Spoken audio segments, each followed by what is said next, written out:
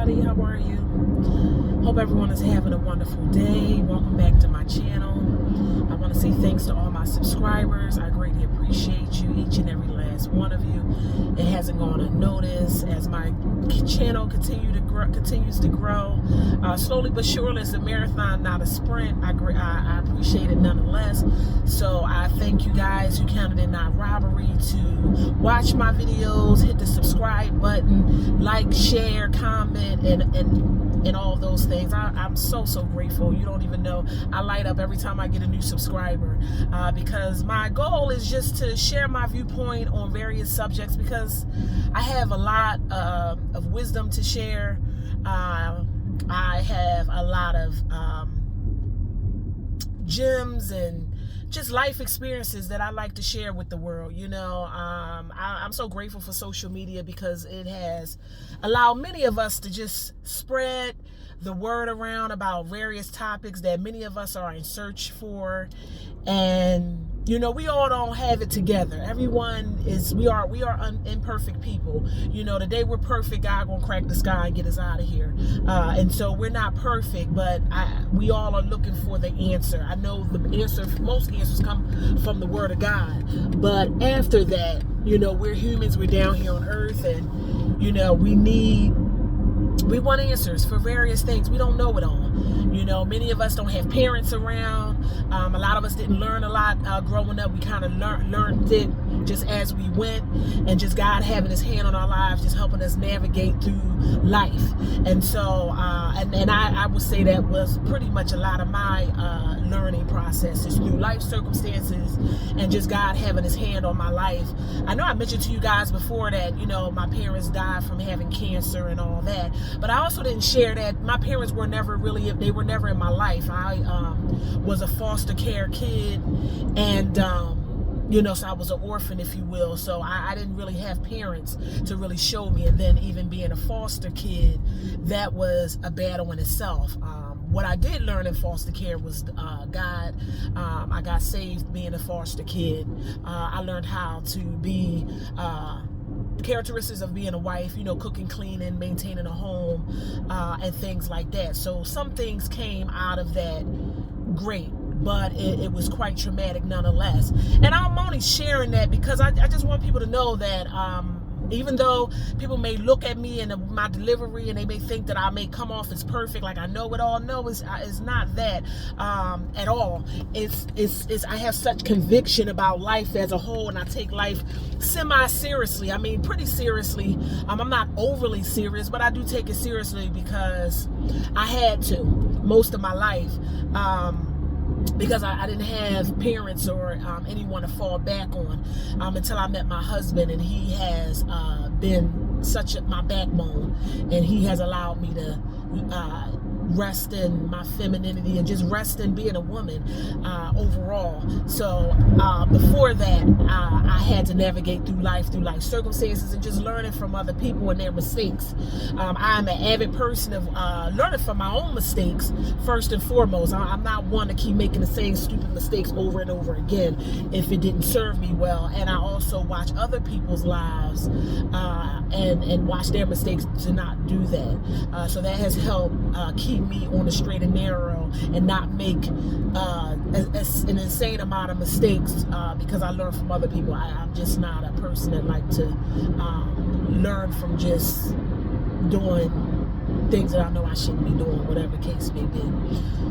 So I know I went off on a tangent with that. That was not the purpose of me getting online to just say a whole lot about my background, but I did want to give you guys some insight about me and why when I do talk about things, I do speak with such conviction and passion because I do just I'm serious about the things that I say. I'm not a person that talk a lot. I'm very much an observer. I stay quiet. I'm very keen in my surroundings, and I'm a people watcher. I watch things. I watch people mannerisms. I watch the things they don't say. I watch what they say as well. I just watch, and so my discernment is always at an all-time high. And so for that reason, I navigate through life without making a ton of unnecessary mistakes because I don't talk a lot. The loudest person in the room is typically the weakest one. And so I tend to be quiet and just shut my mouth and just watch. In every environment I go, and I don't care where I am, I'm watching. Even when people think I'm not watching, I'm looking, and I may not be looking straight forward towards you. I'm looking in my peripheral and just in general. I'm watching. I'm always watching.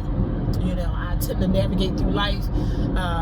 Chestnut checkers. I try to make my next move my best move. And so I say all that to say we have to move through life very intentional. We should not be getting older and making silly mistakes that we may have made early in our life. I'm finding that a lot of people are just making some very unnecessary choices and decisions at our big age. And when I say big age, I said anyone over 30, honestly. And then when you hit in your 40s and so on, I mean, come on, we can't be making a lot of these silly mistakes. I mean, it just baffles me, the type of mistakes that people make. They make them over and over and over again. And one of them in particular is how people navigate in relationships. You have so many dating gurus, and everyone has an opinion about dating. Most of them don't even have long-term relationships, but they have an opinion about relationships. And I'm not saying they don't have any nuggets to offer, because we all have experiences, and so there is some knowledge and wisdom that we all can offer as a whole.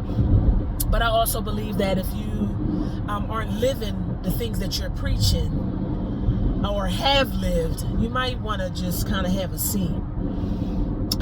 But you find that there's so many people out here with all this, and everything is about this dating advice, and it's just like this desperation of everyone just wanting a relationship. And I mean, God created us to be relational. He didn't make us to be alone. Hence, He didn't make us to be alone. We're supposed to be with someone. I mean, some of us will not, but God made us relational, whatever that may be. It's not always a man and a woman relationship with romantically, just relationships in regards to family, friends, and things of that nature.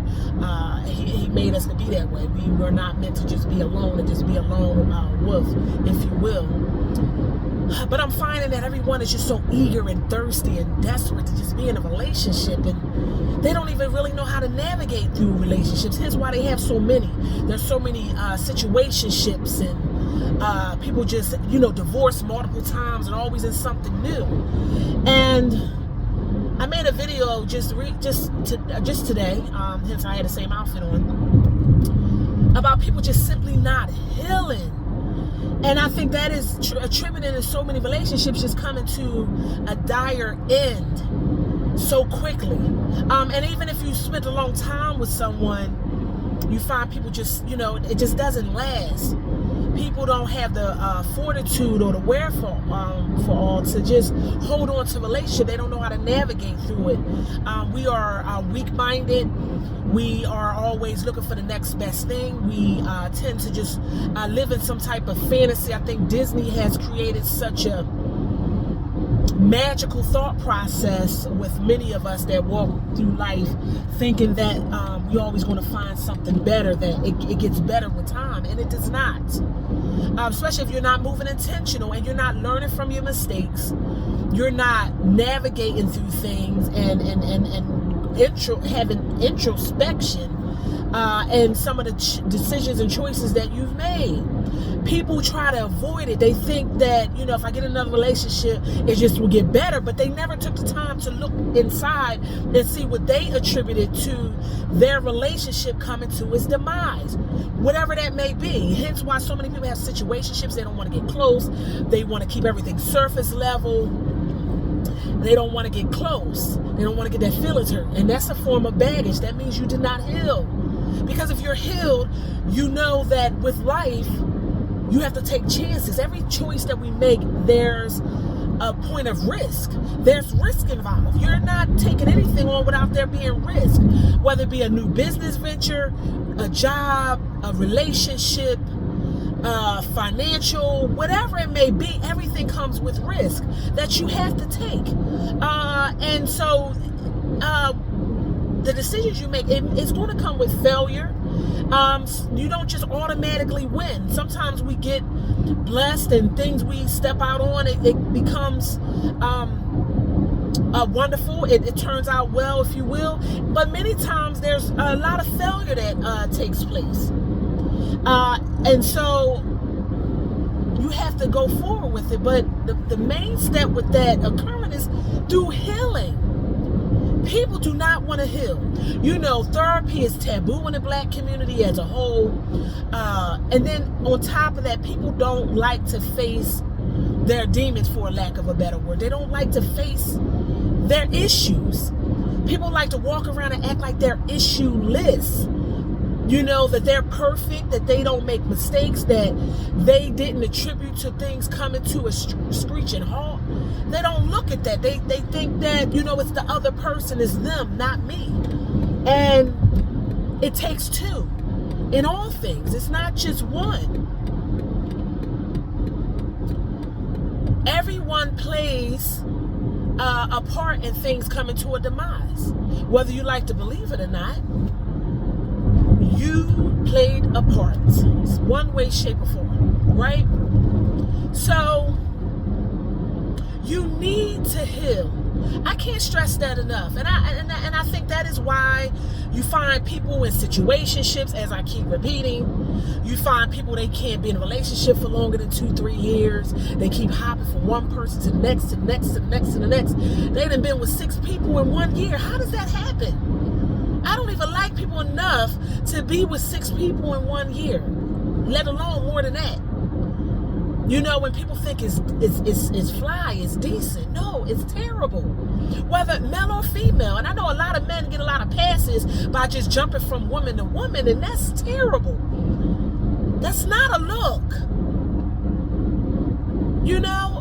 And every time you lay with someone, you take on what they have on them, good or bad. Just like, to put it in layman's terms, to just make it really practical, think of a strawberry. A molded strawberry, when it attaches to other good strawberries, it causes the whole package to mold. So what makes you think that, as a human being, that those that you're around, you don't become them? You exchanging all type of everything. And you know what I mean, read between the lines. We don't have to get overly explicit here. You take on that. Right? It's like if you're in a toxic work environment or whatever the case may be, if you partake in it, you become that. The gossiping, the foolishness, the nonsense, the negativity. Right? So in a relationship, and even, I mean, whomever you choose to be around, whether it be temporary or long term, you become that. And so when you navigate through life just laying up and just being with multiple people and never healing and never taking on the responsibility and accountability to heal, you come up with all types of baggage and nonsense that creates foolishness that you tend to keep taking in the next situation that you are in. And that's why relationships are ending at an all-time high. You're not getting any longevity anymore. Jokers don't even want it because they're looking for the next high. They're looking for fantastical relationships and situationships, and that's Disneyland. That's not reality. Jokers think they're going to whistle through the tulips, they running through dandelions and just having a good old time, and that's not how it goes. Because guess what? The next person is going to have issues. They are. You have issues. You didn't even heal. You under somebody else in a matter of a month. You got people that just had a baby and they already on the internet looking for a new mate. How? That is terrible. You need to be worried about that new baby you have. But you worrying about getting under some new something. That's lack of love, self-love at its finest. How does that work? You are looking for other people to make you feel whole or feel more complete. You're looking for an ego boost. That is a recipe for disaster. This is why relationships are ending so fast.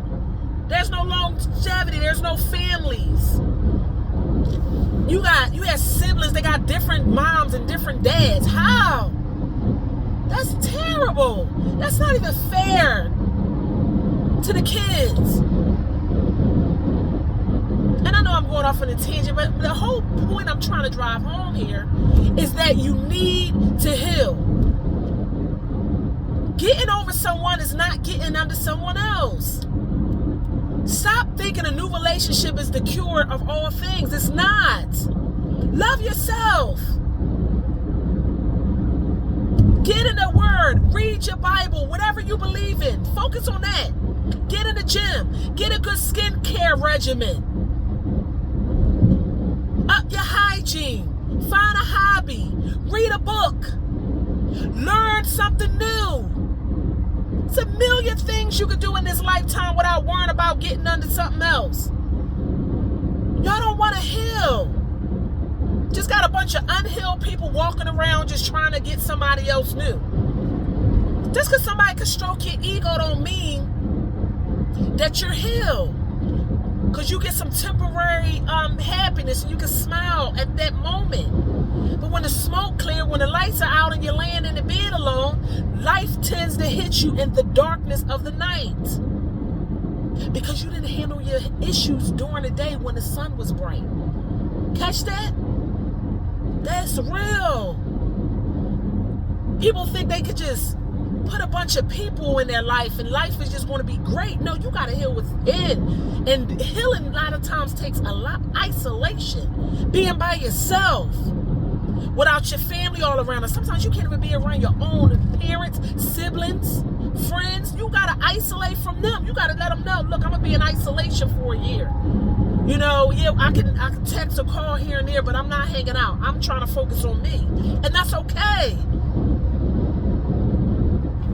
You got to do that.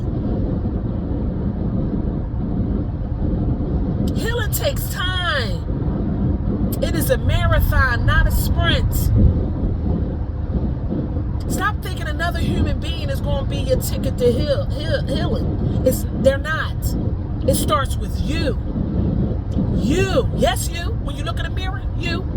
You looking at me, I'm looking at you, you looking at me, yes, you. You got to heal you. Just like the saying goes, your partner can't make you happy. You have to be happy within yourself. Because guess what? Life circumstances, it always create an opportunity for you to not be happy. But it's a cognizant decision to be happy. Yes. Heal today, guys. Take the time off. Stop getting on social media, getting on these dating apps, trying to take advice from jokers that really not offering you no type of real good advice. You just walking into the lion's den over and over and over again.